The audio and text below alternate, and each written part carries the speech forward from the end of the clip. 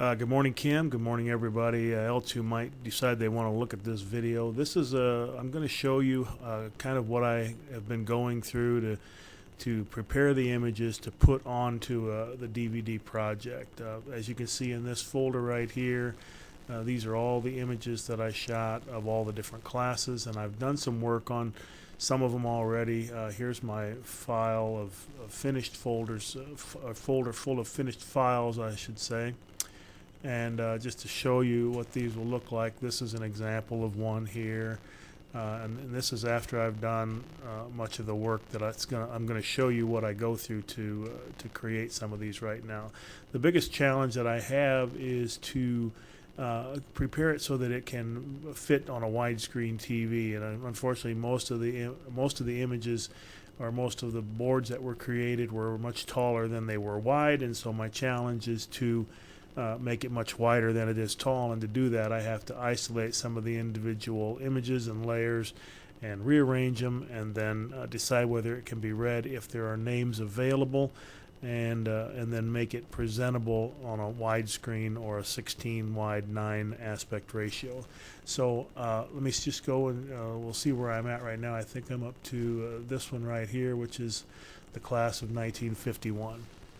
So I've opened it up in Camera Raw. The first thing I do is make some changes to the color and whatnot that I had from what I had originally shot.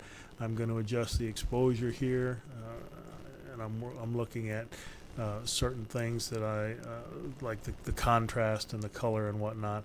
Anything that is sort of sepia colored like this, I've kind of been leaning toward making it just black and white, because otherwise it just looks like it's a bad faded version of itself. And so here I'm going to take the saturation of that color down and just make it black and white. I'm going to bump up the clarity a little bit, which tends to sharpen it, and then in addition to that, I pull it forward and I see if there's how much grain or any is in the skin. And from there I can do a noise reduction where I can pull this slider up and it kind of smooths the skin out and makes it better as far as that's concerned. And then once I've done all of those changes, I'm ready to save the image out to my folder, and it will take it from a Camera Raw file to a regular JPEG image that I will then start to do the editing on. So we'll go into Bridge here, find where I just saved that image. It's this one right here, and I'll open it up in Photoshop. And now what I look at here is the aspect ratio, and also what I'm going to need to do to arrange these pictures, and then also any retouching that I would have to do if there are any scratched images, torn images. I see there's a scratch or a line along the bottom here, but one of my big concerns is are the names good enough to read? Can you read them? And when these are presented on a screen in a video, I'm still trying to determine how I'm going to best display them so that people would actually have time to read them. I still haven't quite figured that out yet. Maybe it's not. Maybe we just need to figure out a way that they could stop the video if it gets to where they want it, or have a way to jump to a specific class if they wanted to look at that. Haven't quite figured that out yet, but I will before we get to that point. So my big challenge here is I'm not quite at the right aspect ratio yet. This was the way the image was shot, which would be similar to a 6 wide by 4 high picture. And so now the goal is to get everything moved around so that it can fit into a widescreen format. So it's a process on each one. This is actually going to be kind of a more difficult one. Hopefully I can get this done fairly quickly, but basically what I'm going to do is I'm going to isolate some of the images and move them so that it becomes wide. So in order to do that, the first thing I do is I bring the edges in and just paint them the same color as the current background. So I'll sample this background and then I'll just paint this over here. I'll do the same thing on this side over here, bring this in like this. Same thing, paint that in right there, and I'll go ahead and just fill in the bottom too while I'm at it. Again, paint that in. And so now I have a little bit of real estate to work with. This is still not quite as wide as it's going to be in the finished video. The other thing that I always try to do is see if I'm going to be able to use the writing that's on the picture, or if it's in a spot where it's going to have to be moved, or it's hard to read, and then I'll have to adjust that. But for right now, the goal is to rearrange some of the pictures, and it looks like I have an odd number too, which is also a challenge. I try to make everything as symmetrical as I can, so I'm going to start by grabbing. I'll start by just grabbing some of these images like this, make a copy of that, move it down, bring it down here to the edge, and then I'll grab Joanne here, isolate that, gotta be on the right layer, isolate that, grab her, bring her down over here. Let's grab this gal here, LaDonna Harkema. Again, on the right layer, copy it, and move it over here. And one more this way, right there, right layer, copy it, and move it down here. And while I'm at it, I will grab the eraser tool and just eliminate this problem right here. And so now I've taken care of these 4 images up here, so I'm going to go ahead and paint that in with the background color on this layer so that I can get rid of those. And now I know that I've moved those first 4 down and started to make it in the aspect ratio that I want. Let me deselect that. Now I have this situation here where it's an odd configuration, an odd number of images, so now I have to decide how I'm going to tackle that. I may have room if I squeeze these top row of people together here, and so what that's going to require is that I again select each one of these layers, just that much of her, copy it, move it over,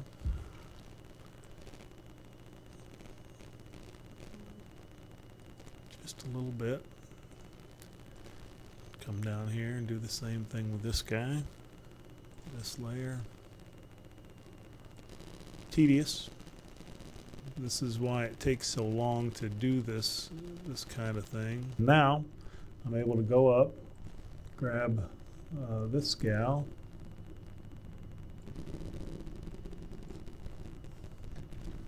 copy her, and bring her down in here. So now I can get rid of her on this bottom layer right there by painting with the background color. Whoops, gotta be careful there, just on the background layer.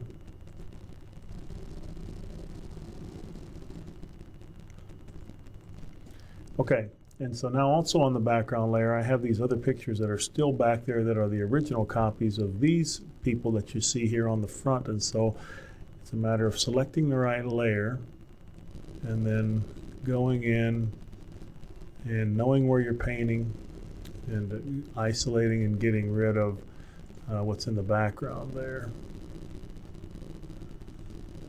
Gotta be careful there. I want that guy to stay.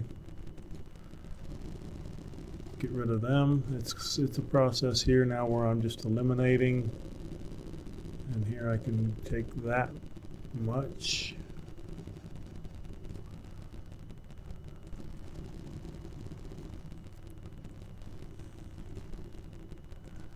And a little bit more here. Here. Be on the right layer. Okay. Select, deselect. And now I have, for the most part, what I need here. I'm going to go back and select each one of these layers and just space it out. I've got some guides here set up that can help me sort of make sure that I'm maintaining some sort of proper spacing or consistent spacing, I guess, between the images. Some of it is just by eyeball too. And I'll zoom in and I'll see that I still have a little bit of cleanup to do on this bottom layer under here. Just make a really small brush and get rid of this. That's probably on this layer here. Good. Checking along here, a little bit there, and a little bit there. And I can get rid of this.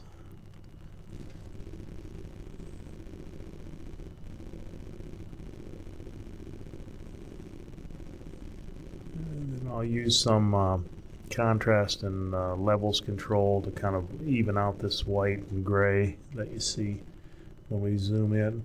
So now we have everybody pretty much where it looks symmetrical. I am going to move this girl up. I'll bring a guide down here and set it there so that I know that this girl and this gal are on the same spot. I'll bring another guide in here, do the same thing there. Consistency there. And that looks pretty good.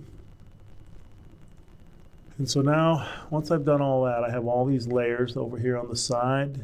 I'm going to actually flatten all those layers down now. I've got everybody pretty much where I want them. So I'm going to flatten those layers, and then I'm going to select everything again all at once. I'm going to duplicate that, hit the move key, and then I'm going to move everything up. You see that you can still see the underlying image down below there. That's this background image. And I'm just going to select the background image now, just with a big wide brush, paint all that away.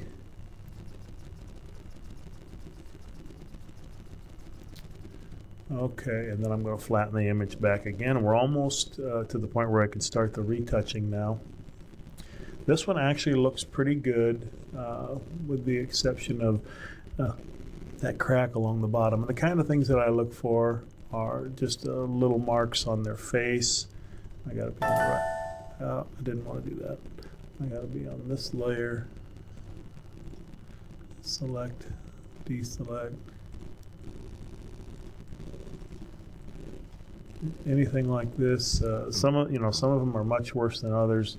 This one actually looks pretty good. There are not a lot of marks and scratches and stuff on the actual original picture. Got a little fleck of something right there. Okay. So I would go through now and I would work on the rest of this as far as the, retouching that needs to be done, and then try to smooth it all out. And so I'm going to stop this video and start another one, and then when I come back I'll show you how I finish up the image.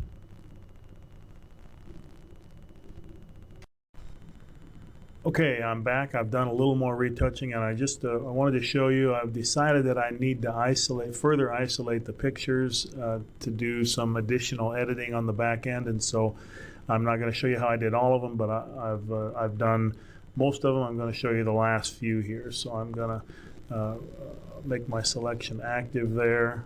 I'm going to go over to the next one. I've made this circle the same, or this oval the same on everybody, and so it pretty much fits everybody when I get to them. Then I'll duplicate that layer, reselect it, move over to Robert Cook here, select him right here, copy him, select that layer, go in the background, move over. Last one is Arlene Meyer. Going to come up and select her right here, And she's a little funky. I may have to fix that a little bit, but I'll copy her layer. And so now if you look over here on the layers palette, I have all these layers. Each one of these layers represents one of the pictures. And so I've basically isolated all of those pictures, and what I'm going to do is I'm actually going to eliminate some of the background and just work with the pictures.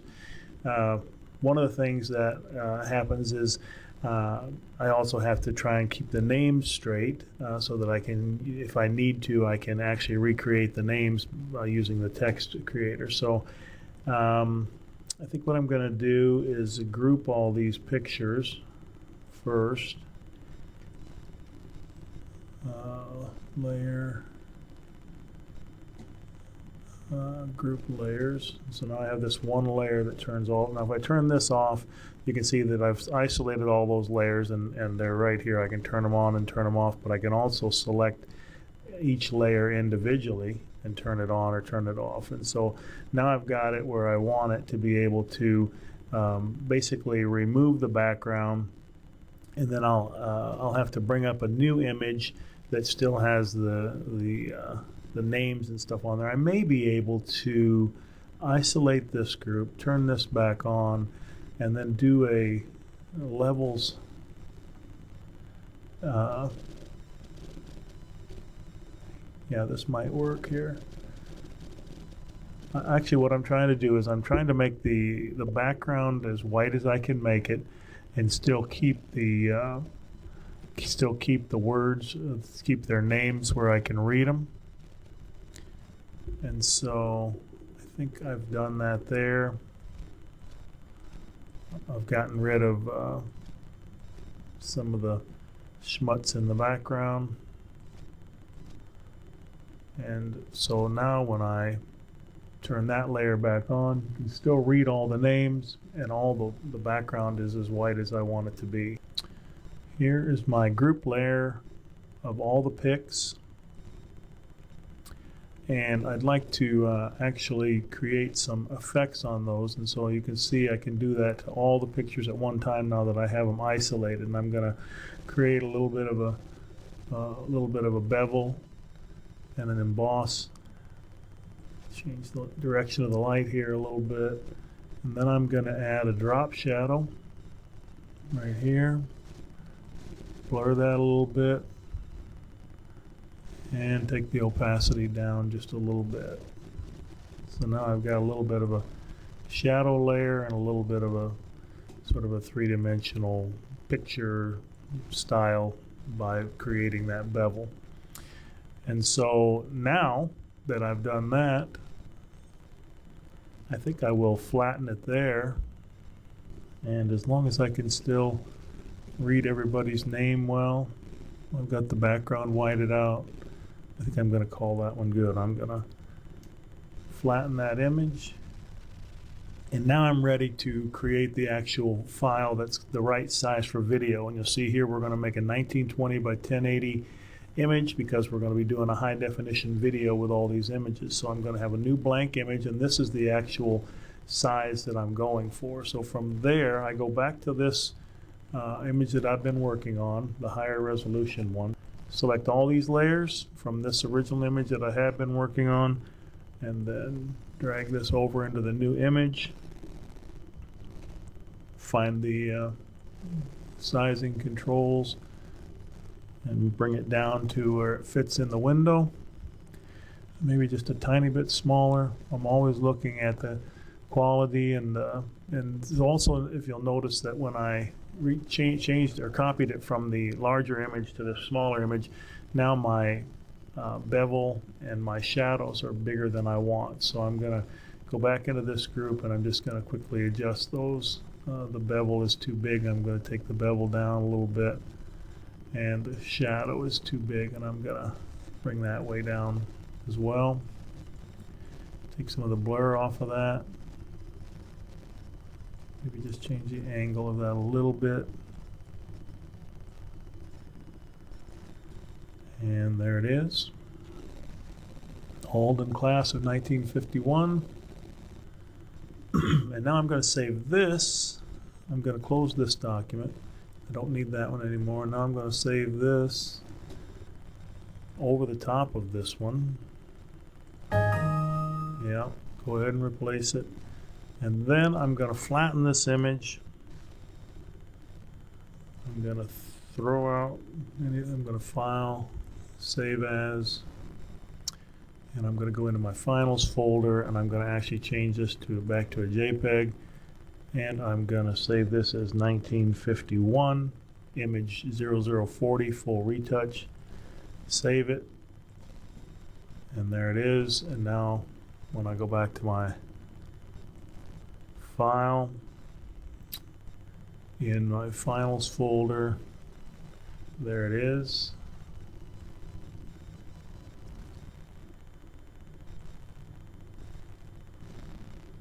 And it looks good. And that's how I do each one. So you can see it takes some time. Some of them are a little easier than others.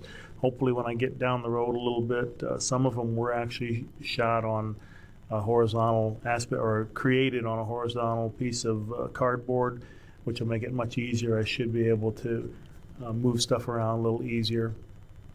But that is the process that I'm using, and that's why it takes so long. But I am being very careful to try and preserve the images as well as I can so that the video looks good for a long time to come.